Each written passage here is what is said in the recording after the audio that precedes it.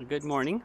I'd like to show you my compost bin that I've had for about a year now. So I've gone through one cycle with it, and I thought I'd like to show it because I hadn't seen one like this before.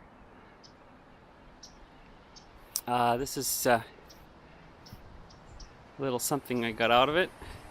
And so the way this thing works is because it is tall, but the idea is we can put stuff in at the top, and then after a year you can dig it out at the bottom and then shovel it in the wheelbarrow, carry it over to your garden.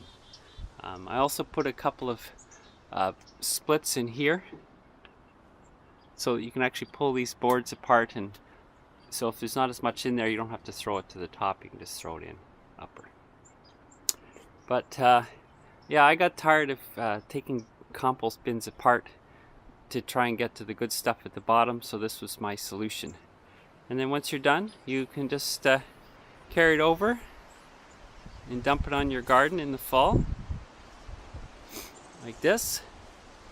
And then you can either use a rototiller or the old-fashioned shovel method, and you can work it in. So I dumped compost all along here, and then I just turned it over with the shovel.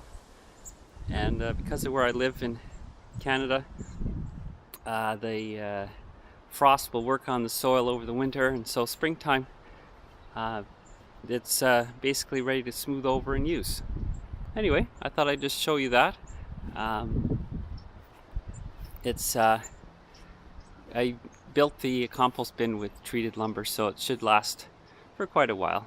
And I put a couple of paving stones down at the bottom and a barrier so it's easy to shovel up in the fall.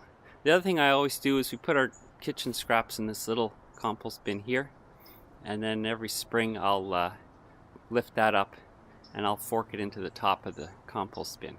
So that makes sure we get at least a half decent mix of grassy stuff and sort of heavier wet material.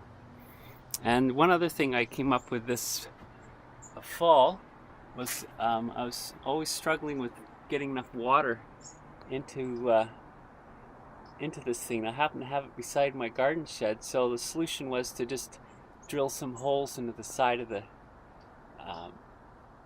eaves trough, and the idea is for the water to dribble out onto the compost as opposed to just down the drain, and maybe I won't have to water this thing so much. Anyway, that's what I thought I'd show you, and maybe it gives you some ideas as well.